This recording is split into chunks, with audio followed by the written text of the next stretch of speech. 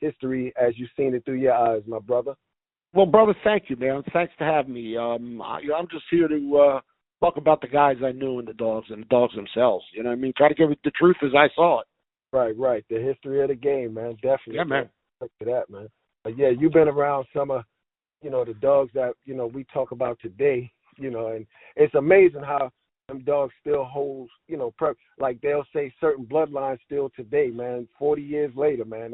That's impressive, man. And these are some of the ones that you actually been around and owned and everything, huh? Well, yeah, but, it was kind of same for me with the Tudor dogs, and especially the stuff from down south at that time, Right, I mean, right. that was the history. I mean, if you had a Daibo dog, that was everything. Right, right, right. So it's, but it's appropriate. That's the way it goes with dogs. Right, right. And so you're a third generation dog man there. I am. Oh, okay. And so your grandfather started out with dogs. What dogs he had back in Purely Colby dogs and some Feely dogs. Like I said, it was him and his partner Dick Waters. They were Union Construction Company, and part of the thing was dogs. Right. My grandfather, and then my father married my mom, and he got the dogs. Dad, though, with his job, he was more just conditioning dogs. Okay. So you pick up? Did you get a chance to pick up any of his methods from back then? I mean, well, I did. I did actually. He got his from a gentleman that worked for Dick Waters, trained his horses, Clyde Mumford. Clyde was a great conditioner of horses and dogs. I mean, he conditioned going into Tudor and them. So that's who my dad really learned from, and that's who I learned from. Right, right. So how active was your dad, your grandfather in breeding dogs? Was he more of a breeder and conditioner? Or? More breeder. He was more a breeder. I mean, he probably matched about maybe 30, 40 dogs in his life. Do you know what I mean? Right, right, right. And that was about a, 25, 30-year span because he got him just before World War II. So, yeah, he was more of a breeder, and him and Jack Bollard were very close. They had a lot of dogs back and forth with each other. Right, right. So what part of the region you grew up in? I grew up in Pennsylvania, eastern Pennsylvania, just outside Philadelphia, about 10 minutes. Right, right. So I guess go ahead. No. Go ahead. Finish that. Right by Washington's Crossing, where you cross the Delaware. It was houses, and then it was farm country. Just moments. 15 minutes from my house. Right. Okay. Yeah, man. So you've seen a lot. So he was also Alan Wadley. That was your partner at one time, right? He was my partner twice, Alan was. Alan was from Belmore, Long Island, got in the dogs in the 70s, about 76, I think, when he got his first Giroux dogs. And Alan was a really good conditioner. We were partners 4 years, five, and then, again, another 2-year stretch. Okay. So, and how did he become the own buck? I was actually. The stories out there, but we could hear it from the from the horse's mouth there. Well, yeah, we got Buck an eye doctor in Long Island. He liked game dogs. He had a kennel. Didn't really do anything with them other than admire them. He had some really well-bred dogs. He had gotten the dog from Patrick, and he couldn't keep Buck. Buck chewed out of everything. He was bananas as he was 11-month-old pup. So he had called me and said, "Hey, can you take this dog off my hands?" I paid a lot of money for him. I said, "Look, I got to, he wanted another dog." I said, "I got a son of Booger here. You're more than welcome to have him." And that's how we got Buck. We swapped the son of Booger for Buck. Okay. And then we had him till he won his championship, and then Alan and I split up, and the rest is history as far as that goes. So, but before Buck got on the campaign trail, before he was like contracted, he done a lot of stuff like off the chain too, right? Yeah, he probably won, I'm going to say 4 or 5 off the chain. That was a really big thing in the Northeast there. I mean, we called them off the chain. Every dog came in on weight, okay? Some of the best stuff I ever saw was there. And that's just the way New York was at that time, Connecticut, Rhode Island. Right. tri-state, like almost. Pennsylvania. Yeah, you would weed through your stuff in off the chain, make some money, and then you would hook them in. If you had a real good one, sometimes we'd all go in on a dog. You know what I'm saying? Right. Right. And that's kind of how I got into the Yankee Boys, and they started. Right. Right. So you and the Yankee Boys. I remember meeting Yankee Greg out in Joel, right, the pet store. Right, out in what's that, Kings Plaza Highway, out by the mall out that way. Yeah. Yes. Oh God, yes. I remember because and you probably remember back in the days, you could almost find a well-bred pit bull in your local newspaper, huh? You could actually. You could find really well-bred dogs in your local newspaper. That's how I met Joe. He had an ad off for Champion Switchblade. Speaking of Switchblade, you ever seen him go? I did. I saw all but one of his. I actually saw him when they started him. Okay. Yeah, no, Switchblade was a good dog, man. He really was. Locally, he probably, I seen him, and off the chain, here we go, almost 2 hours, he beat Louis V. Right. You know what I mean? Right. They had both forfeited at a show and hooked back into each other. But we considered that an off the chain, and so it went. Right. Yeah, I remember looking through the paper and I seen this Champion Switchblade. I said I need to look into this dog here, and like I said, I went out to the shop and met Joe. You ever dealt business with Joe as into this game? Went into any of his dogs back then? No, I mean he did some of the Yankee Boys as a whole because he was really tight with Greg. They were good friends since they were. In their late teens, early 20s. So we used to do a lot of his dogs for him. You know what I mean?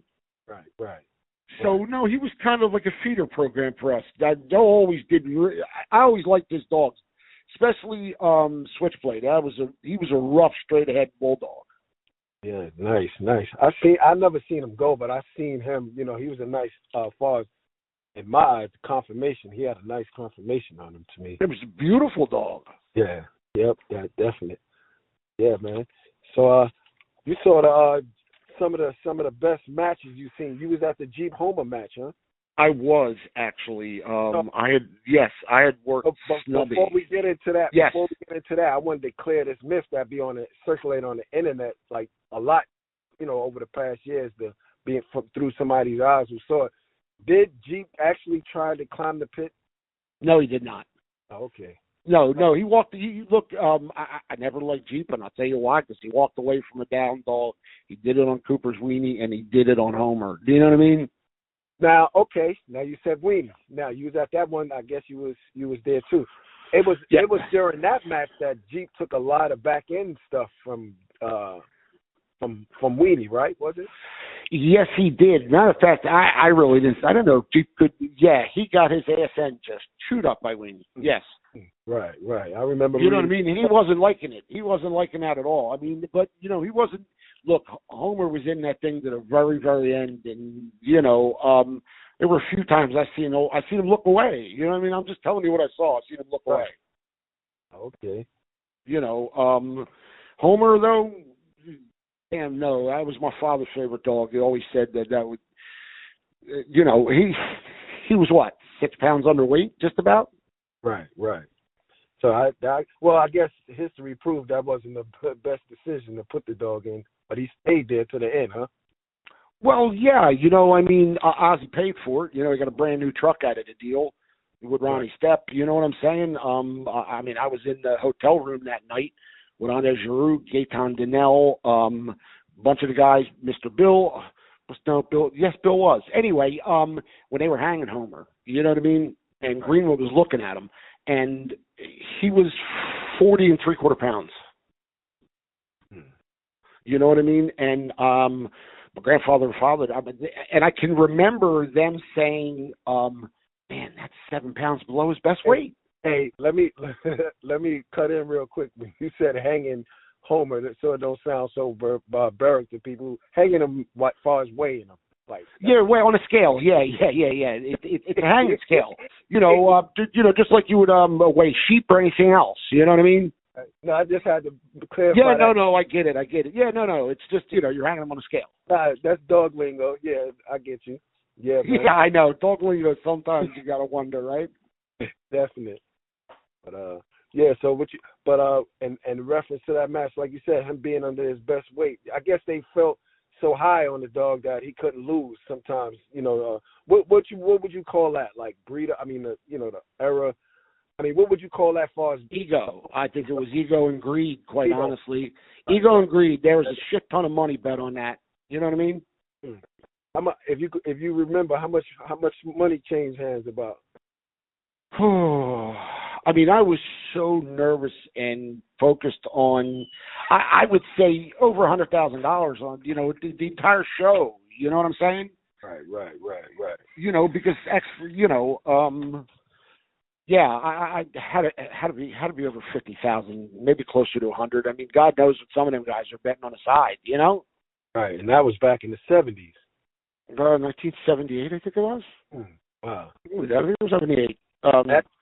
That money in today's price is probably close to $500,000. Yeah, absolutely. I mean, I seen more later in life. You know what I mean? Later in the dogs, more money, but that was a lot for then. I mean, I remember Ozzy coming to the show in a brand new truck that he just bought because my understanding was Billy Stepp gave him $10,000 to use Homer. Right. And that was because they had Angus matched into Homer, right? They had Angus. Right. And Ruby curved his ass out. And Ruby was the daughter of Zebo. Mm-hmm. Okay. Yeah, I mean, word was Billy put him down, which I would probably think, but you never heard about him again, there, did you? Right. True. You know what I mean? I mean, right. Jeep was bred a lot. Look, he beat some great dogs. What can I say? Right. Good matchmaking on their part too. You know what I mean? What his sister was? What was his Little May's sister name? They said Holly. Kevin Holly. You ever seen her? Or what you think about her? No, I did not see Holly. No, I did not. I've talked to quite a few people. Greasy Corner Kid being one of them that was at all of hers, and everything I heard was she was pretty much an ace. Okay. People I trust anyway, you know what I mean? Right. Now, I know today a lot of people talking about acquiring dogs from people, right? And they don't give you, like breeders or whatever, and they don't give you their best stock. Did you find that to be kind of prevalent back then, or you knew who to go to? Because my thing will be, if you're a breeder or if you're into the dogs and you don't want to give your worst, you want to be these dogs to represent you at the end of the day. Absolutely. I mean, I never sold a dog 20-some years in the dogs, 27. Never sold the dog. I gave them to people, and because I only kept a small amount. Right. One of my best dogs out there. There were guys I know that kept the best dogs for them, but they were also breeders, matchers. If you were a breeder, your best stock went out. Right. I mean, how else do you become a breeder? Your best stock has to go out. But if the guy matches dogs and breeds them, what do you think he's going to keep the best for himself? True. Okay. True. I don't blame a guy for that. Do you know what I mean? Me, yeah. You put a different perspective on it. I see that part. But I'm just saying in reference to guys just not caring, just like trying to stiff you with a dog, knowing the dog ain't good and just putting it out there. But at the end of the day, hey, look, I don't know, man. I guess there were guys that did that. Maybe most guys I knew, they would call what wasn't good. You know what I mean? Right. And if they gave you a pup, look, a pup's a pup. You know what I mean? I don't think there's a $1,000 pup any different than a $200 pup, quite honest with you. Right. Now, in reference to combat, right? What's more important? Well, I wouldn't say more important, but would you place an emphasis on, okay, you going up against a certain camp or a certain dog? Like, which one would you give the edge to? As far as your reputation, okay, I'm going into such and such, or STP beating them, or something. Well, you mean who gave me the most sleepless nights? No, okay, no, that's a whole nother question. But I'm just saying that I'm glad you brought that up. But I'm saying in reference to, if you what means more to you? To beat a certain kennel or beat a certain dog? Like that's on the kennel. Well, I think it's the dog. Do you know what I mean? Because guess what? I mean, look, STP was feared no matter who they brought. Do you know what I mean? Right. They were absolutely feared no matter who they brought. But I think beating the dog is more important. Plus, hey, guess what? You got to beat the style, right? Right. Styles I mean, fighting look, the camp is one. Styles make fights. Style is everything. Giroux taught me that style is everything. I had a great eye for that, and he gave me even more insight to that. That's what Andre was best at. That's how he beat the dogs he beat. I mean, Spice and Suboy. It's how he beat him. You don't spot Suboy 3 pounds and whoop his ass without having the right style dog. Suboy was like, was Suboy before Bully Son? No, let's see. He was 72, 73, I'm thinking. You know what? I can tell you right now. Yeah, 72 or 73. So that was what? After Bully Son. He was 68, right? Oh, okay. All right. Because I was thinking, because Suboy came from Carver. Carver bred him. Yes, right. He was a Carver bred dog Ron Pettinelli had. I never saw him. My dad saw the Suboy one. I've talked to both my father-in-laws. You know what I mean? Right. And Suboy came with a hell of a reputation there. Well, I mean, look, Jack Kelly saw more dogs than probably the only person more, maybe Pete Sparks, to be honest with you. But Jack said he was one of the greatest dogs he ever saw, even in his loss. And, I mean, he was right about Locking. I was one of the best dogs I ever saw, hands down. So I would say, put Suboy in that caliber. You know what I mean? Right. And Spice beat him 2+ change. Was Spice Carlo Pink. Yeah, one up until that point. Spice, was he multi-time winner then? No, not at all. That was the first time. That was his first time going out. He probably had 2.5 hours pit time on him, knowing the French Canadians, at least that on him already. You know what I mean?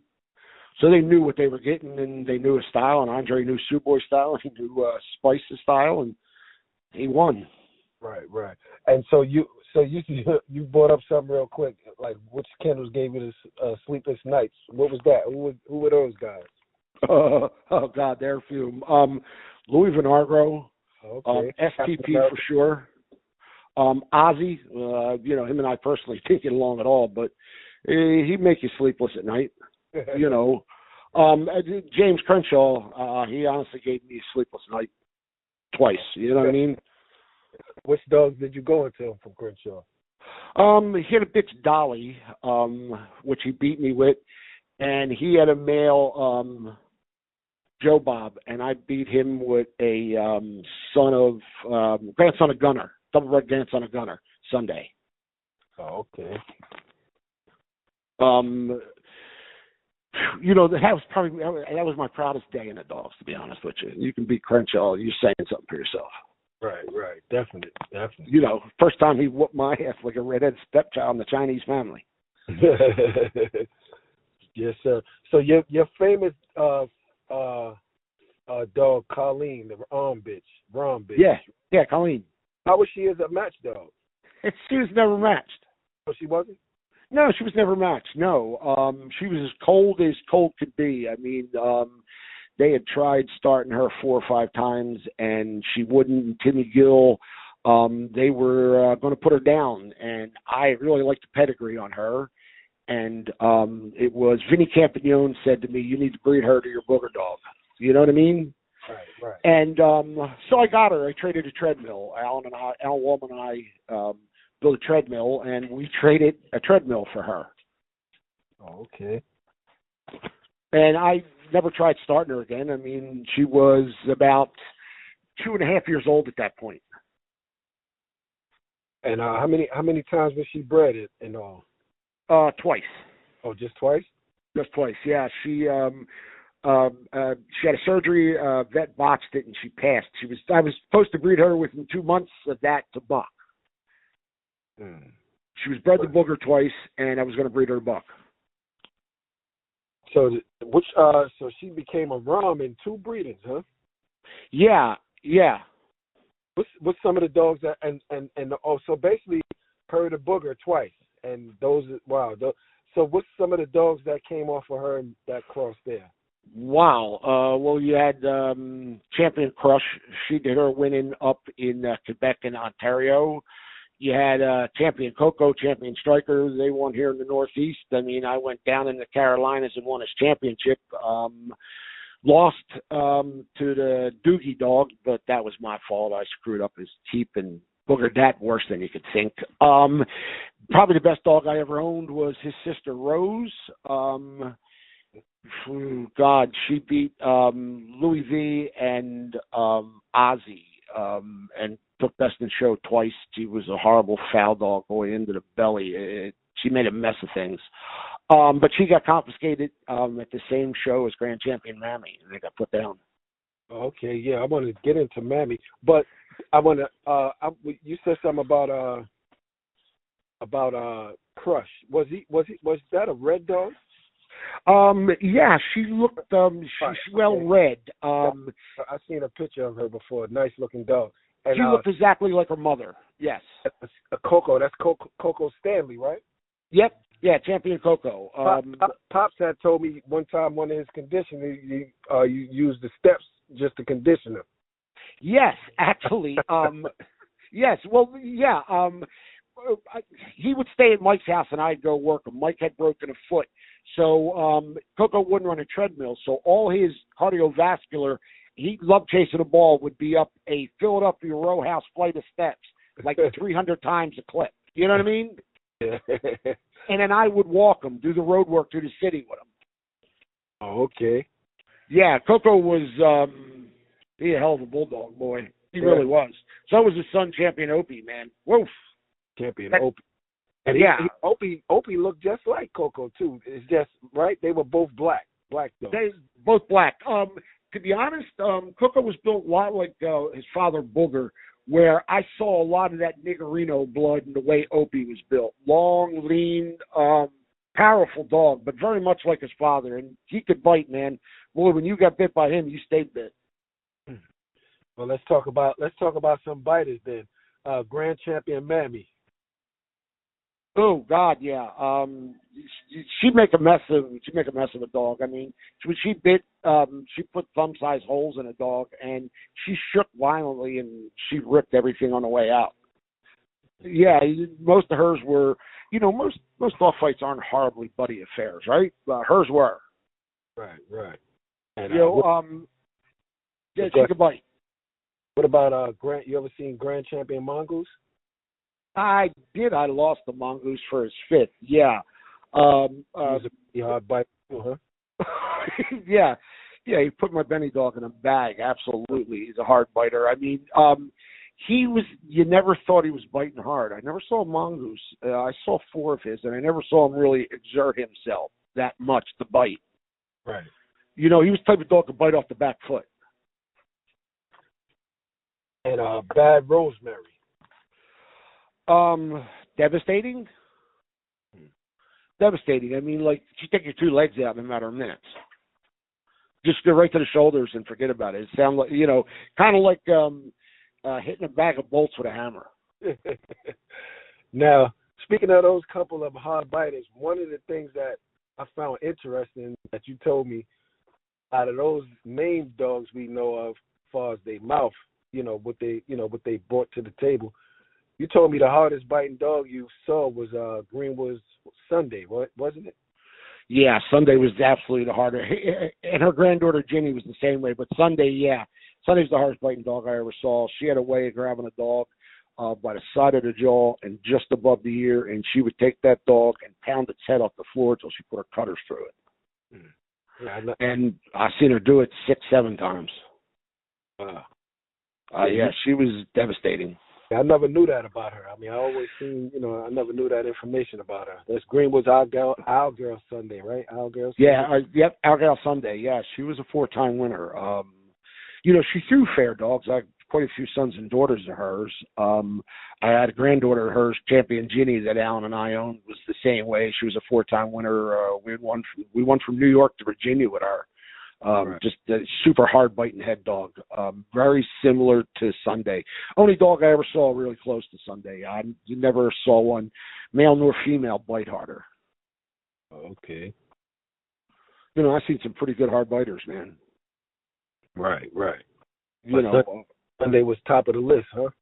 yeah, I think it was the bite and the style. You know what I mean? I never saw anything Survivor, nothing from the roles that I've seen her and the one match I saw of her. You know what I mean? Right. And I saw her even when she was an older dog. So you also got a chance to see the famous Grand Champion Tornado go. I did. Her first and her last. She beat a dog that I had worked, Francois Charbonneau out of Quebec. It was a booger bred dog, actually. Coco and the Booger Jr. But yeah, I saw Sunday. I saw Tornado first and the last. What can you say? I mean, as great a dog as I ever saw. Right. You know what I mean? And I mean, Ken Allen was. There were no better than Ken. Can't say that I ever saw anybody better than him.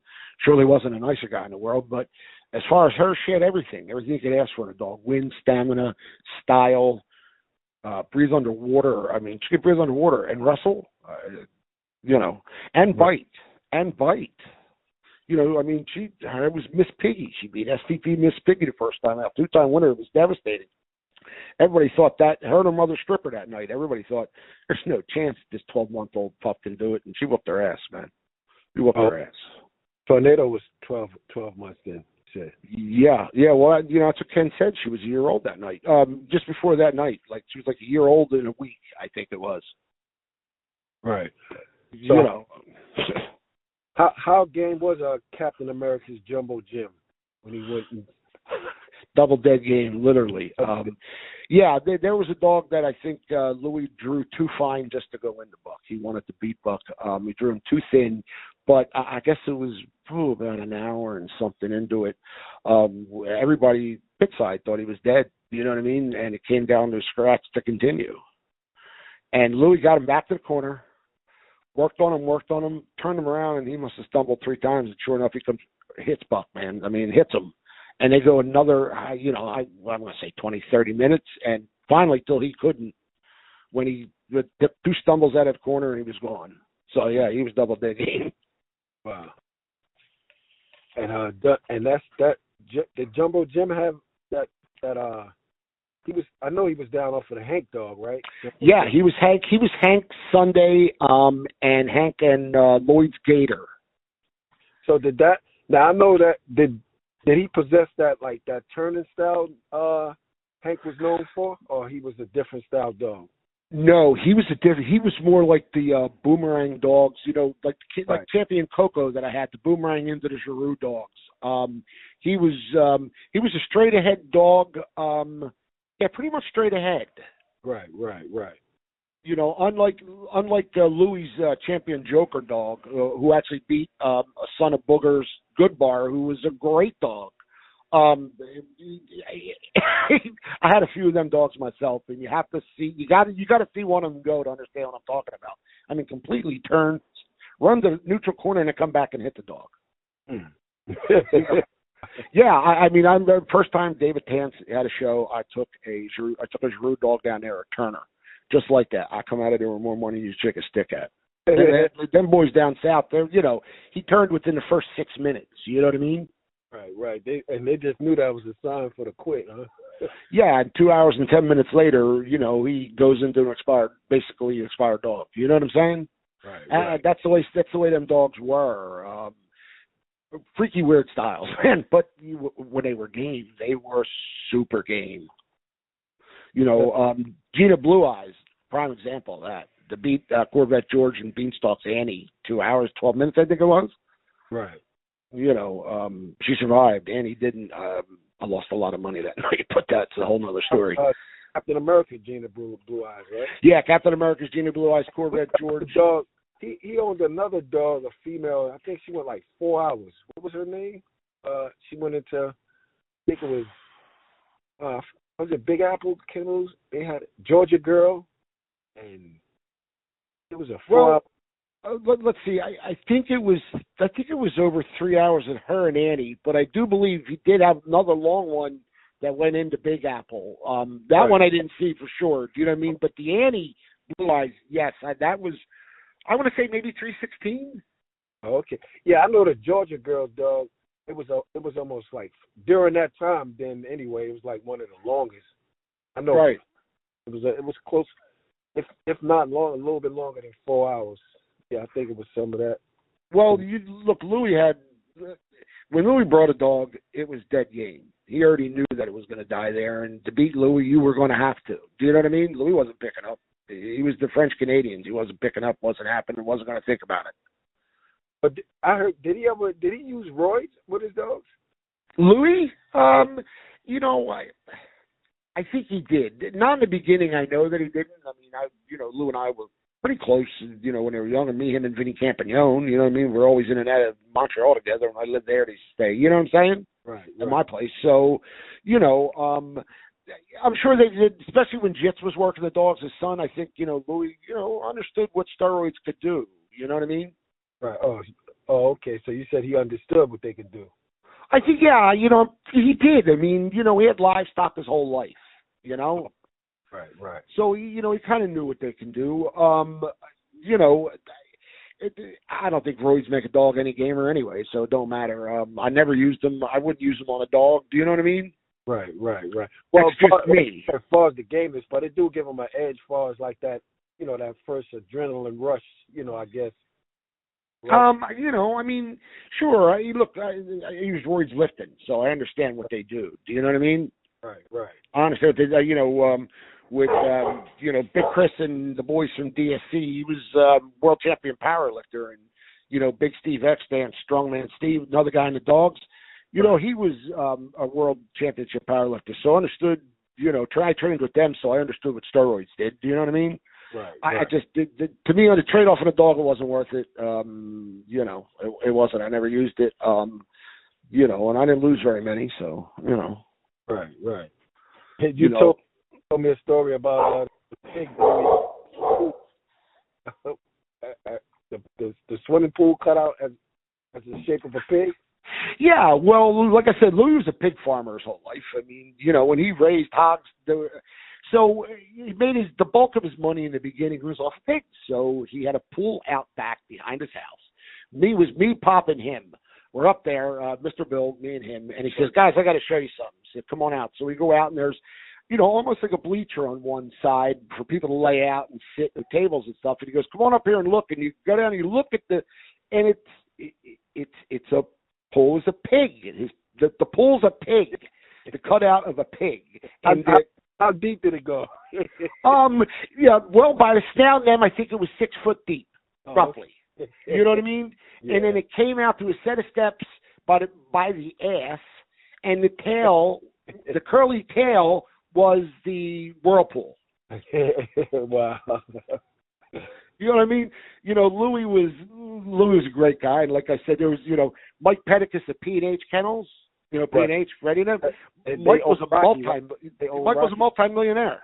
Okay, so P&H, they own Rocky, right? They owned Rocky. I mean, quite a few dogs them boys owned. You know what I mean? Right. I was with Freddie the night we got Rocky. That's a whole other fucking funny story. Right. You know, but yeah, you know, Freddie, Mike was a multi-millionaire, and we used to go to the shows in Rolls Royces. You know, Champion Striker second down to the Gusto Boys place, the Penny Brothers, into Mr. Pitts. I go down in Mike's Rolls Royce. You know what I mean? The kennel's in the back seat. You know, it was the days. You know what I'm saying? Right. Definite. Yeah, man. So, did you ever import any of your dogs overseas? I did, Holland. You know, I was partners with B&W for 1986 until the late 90s when, you know, Bob got raided over in Germany. You know, I brought dogs in from there and sent dogs there. You know, they came over to breed to Giroux's Patty that Mr. Bill owned, and Patty couldn't breed. So they called me and said, "Hey, can we breed Booger to Carrie?" And I was like, "Yeah." So I came up from Pennsylvania to New York, did the breeding, and then we went up and picked up my Colleen bits, which we talked about. But that's where I kind of got to start with, and that was the Dillon dogs. Okay, and BMW, they own the Spice. Yes, The Champion Spice, Champion Jolly Joker. okay. Yeah, quite a few actually. Right, And, right. you know, they were all the Booger Carry Cross and Thunder Booger Cross. Warts Champion Thunder, who I got to see over in Holland. Truly scary animal, boy. Oof. Was it? He was the sire of Dylan, right? Dylan was his sire, actually. Oh, He Dylan. was a littermate brother to Carey, the two-time winner at BMW, and then bred the Booger. And he had won four. Had beat two from England and two from Holland. Bagged all four dogs. I saw his last one, and he could bite, boy. Boy, could he bite. Mm. You know, chest and throat dog, and when he got in there, he was eyes deep. Right, right. Wow, sunk down, huh? Yeah, he really did. He was strong. He looked like Dylan on steroids. To be honest with you, Wow. I mean, you know, he had much bigger head and bigger shoulders, but same color and sort of build as Dylan, which is a nice build. Oh yeah, definitely. I mean, the photos, I could tell that photo of Dylan, the color. They had one in the Gazette insert pull out where you could turn it into like a Yes. a poster of Dylan, and that photo always stood out to me as Dylan looking like a real fine specimen. So He was beautiful. I could imagine if you said his son was like him on steroids, what that might look like. He was. I mean, I got to spend time with Dylan. I spent, quite a bit of time in Holland. You know what I'm saying? Off and on. Going over to see dogs. And I went over and helped Bob teach him how to work dogs over there, and then they came here and stayed. So, you know, I got to spend some time with Dylan, and I really liked him. And I liked Thunder so much. I had two great daughters of his. So let's speak about some of the dog men that had an influence, on yourself as a dog man. Oh, well, the biggest influence was definitely Mr. Bill. We'll get to him. Clyde Mumford, Dick Waters, the guys who really got me, and my grandfather, they were very big influence, as my father was, but my dad was more into working dogs. He was a Gold Gloves boxer, so he loved the conditioned dogs. That's where that came into. You know what I mean? Right. They're a big influence. Andre, of course. I mean, Andre Giroux was a big influence on me, and Gaetan Donnell, both of my father-in-laws. And, everybody thinks of Giroux. Well, it was Donnell. They were partners 30 years. You know what I mean? Right.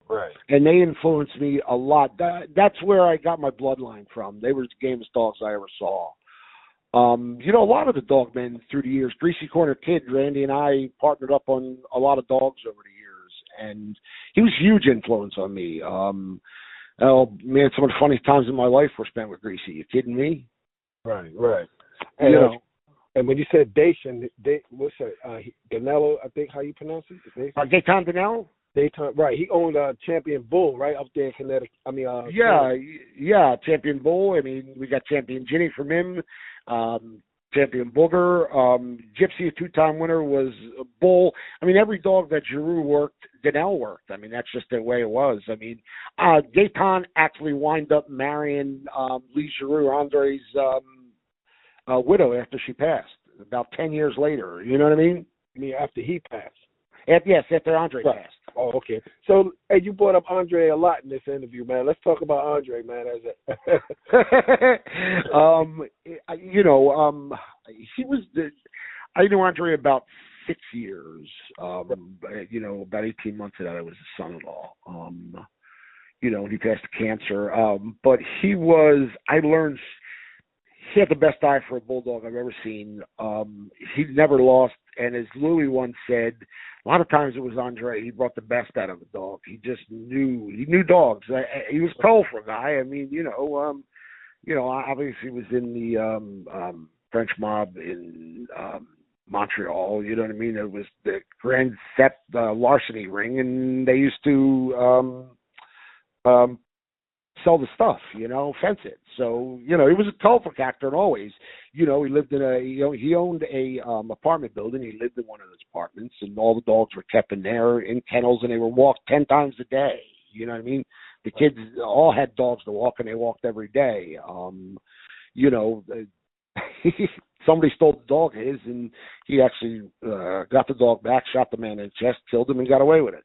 Wow. And it's funny that you said that because I heard he lived in an apartment. I was going to bring that up, but you went even extra and said he owned the apartment building, huh? Yeah, he did. Everybody thought, Andre lived there. He never, if you looked at him, you wouldn't think he had tremendous amounts of money. Do you know what I mean? Right. But, for 15 years, he matched the best dogs in the States and beat them, plain and simple. Do you know what I mean? Right. You think of Spice and Superboy, that's just one. I mean, Donnell's bull beating Trouble. Trouble's open to the world. Giroux's Jennifer and Nagora's Patches. That was the Buck. Buck Sandman, Jeep Homer, the females. Right. Yeah, especially of females. You know what I mean? Nagora's Patches was considered unbeatable, and Ralph Greenwood said Andre Giroux's Jennifer and said she's a good one. Andre looked at her a few times and said, I can beat Patches with her, and sure enough, he went out and did it in over 2 hours.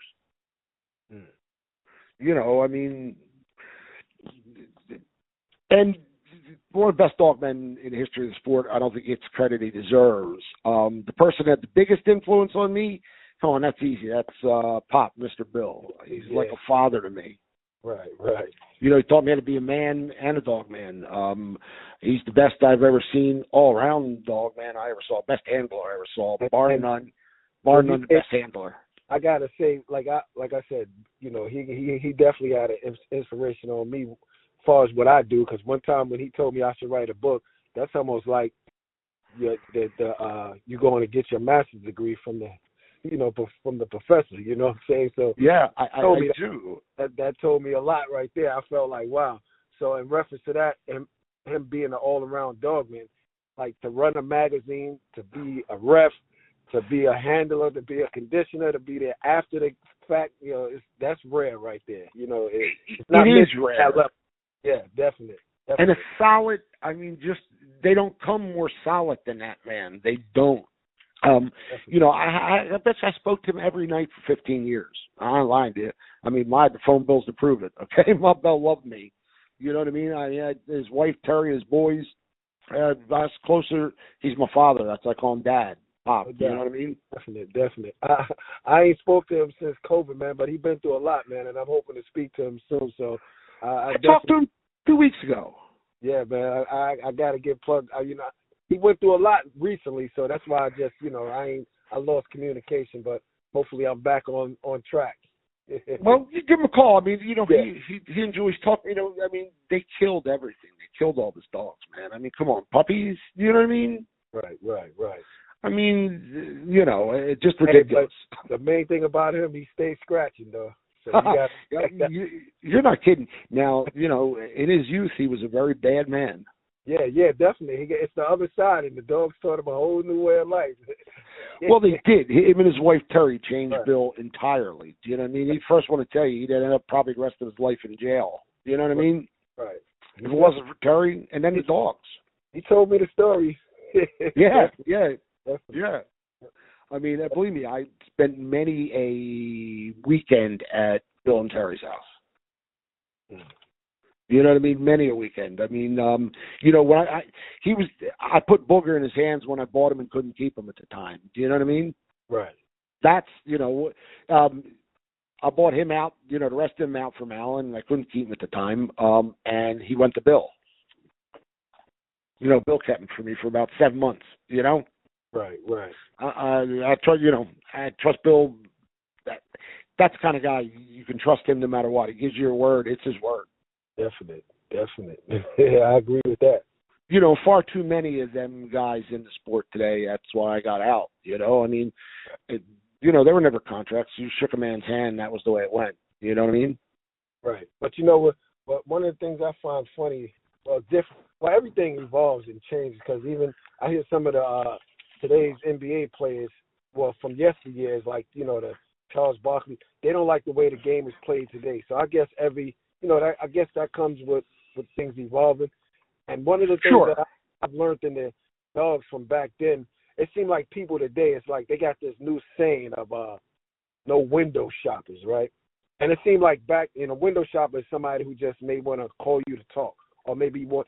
But back in the days, you had people would, whether you were buying dogs from them or not, they would talk to you about the dogs, and that's where these big phone bills came out. Where today, it's almost like all you got to do is just type on your phone or your computer and just have a friendly conversation about whether the person buying the dog or not, because today's window shopper could be tomorrow's buyer. You know what I'm saying? So it's sure. I mean, I agree 110% with you.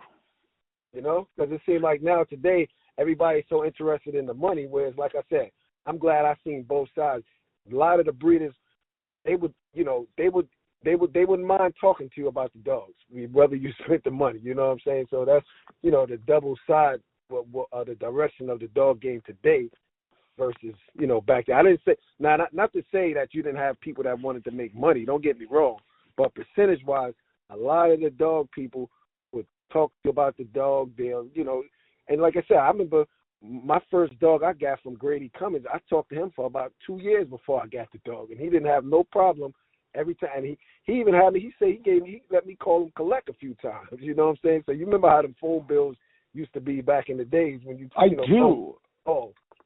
I mean, I do. I mean, that's kind of how I met Steve Wooldridge, Steve and Company. Him and I became really good friends. Lots of dogs back and forth through the years. You know what I mean? It was through phone calls, and it was a couple of years before I got anything off him, or he got something off of me. Do you know what I mean? Right, exactly. I mean, it was much more personal, I think, back then. There was no internet. The big thing was getting an invite to a dog man's yard. You know what I mean? Right. You get to see the stock. You get to talk about dogs, your dogs, their dogs, dogs they saw. You know what I mean? Right. And I guess that is kind of lacking today. I mean, everything's online. Right. There's no more waiting for the journal to come out every 3 months. You know what I mean? Running to the mailbox. Getting that big yellow envelope. And not even man. Not even just the journal. I remember one time I had a subscription to about 12 different publications. Oh, my God, yeah. Yep. One of my favorite was Jeff Burke's Game Dog Digest. Okay. I really like Jeff's magazine. That was a great magazine. I think I started out. I mean, I used to get the Gazette for years. Right. Always the Journal. Always Bill's magazine. Louis V had a mag out. That was a good one. Jeff Burke's. I mean, I even like Fat Bill's.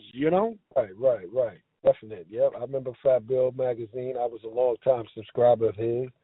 And, me too. You know what I mean? Russian Bill magazine, because I remember when Russian Bill first started, the Pitbull Reporter, I was actually one of his first subscribers out of the New York City area. He told me, he said, man, I never had nobody, so I used to distribute his magazine, in my area. Every time he put out an issue, I'd get like maybe 10 extra issues and, sell them in my neighborhood back then. Yep. Right. I liked his magazine also. Look, when Dick Stratton was bringing his books out, most of us, I wanted to read his books. Do you know what I'm saying? Right. But, okay, and you go back to that era. Now, I remember hearing this about, all right, I talked about this one time. When Stratton first came out with his book, a lot of the some of the old timers really didn't like it. Oh, no, not at all. Right. He was one of the first ones to put his book and introduce him to the public. So somebody tried to tell me, well, you had guys like Kobe that wrote books before, but yeah, they wrote books, but it was mostly amongst the fraternity. It was for the fraternity, yeah. Right. Dick was the first book for the general public. Right.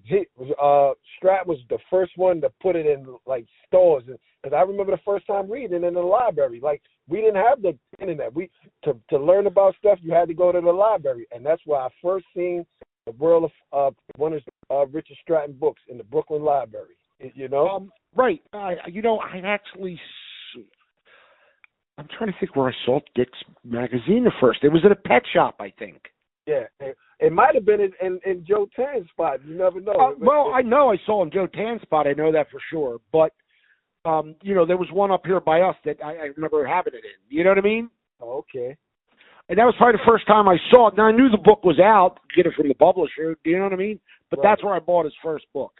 And I love Dick's books. You know what I'm saying? It served its purpose, but it still had its, you know, like I said, you still had the people, and they had every right because they didn't really want it getting out to the public like that. You know, I understood that part of it. No, I mean, I understood their part too, but you know what? By that time, they were, well, you know, I use this analogy. I can remember working Snubby, 78, 77, 78, whatever it was. And, you know, any one of the dogs, they would come up to you and ask you, now I'm not in the inner city, out on a road in suburbia. And they would say to me, what kind of dog is that? What kind of dog is that? And I'd say, American Pit Bull Terrier. Do you know what I mean? Right. You know, and at the end, they knew what the dogs were. You know what I mean? They knew what kind of dog I was walking.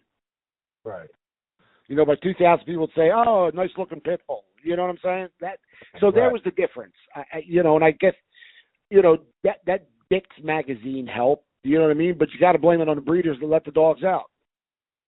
That's true. That's true also. You know what I mean? They ain't Right. getting these dogs to cross these shit bowls if there wasn't Dog Mountain. You know, and I liked Grady Cummins, but Grady sold him what? Field and Stream.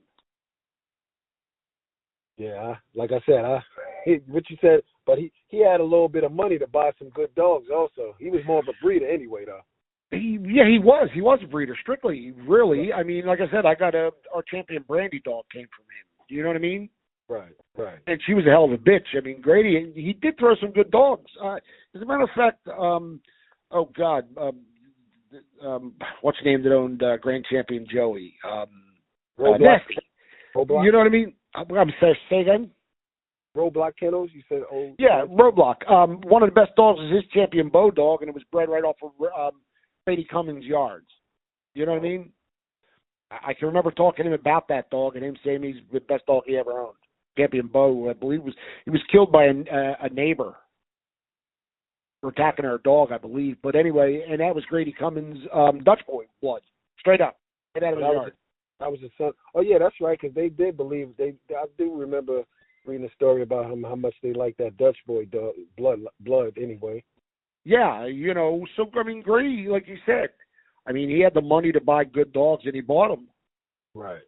And he could breed. You know, great dogs come from anywhere. You know what I'm saying? It doesn't matter. I mean, you know, people like to say, you know, Carver bred good dogs, but as in with many of their time, how do you know the papers are correct? Right.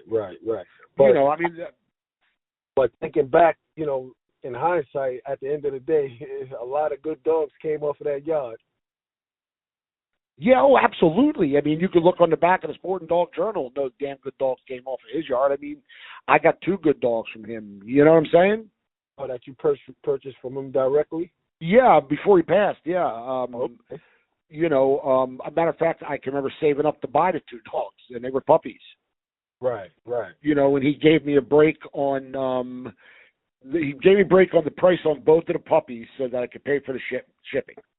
So you had seen one of the ads in the magazine? Yes, actually, yes. I saw it on Dick Waters' kitchen table. It was the Sport and Dog Journal. Oh, okay. You know what I mean? It was the back cover, and you know, I mean, like I said, it was kind of the dogs through them, and I would read it, and that was about 2 years later that I bought from him. Right. Well, this that part that I got to tell you. I got to refresh my. Okay. Oh, all right. Not a problem. Okay.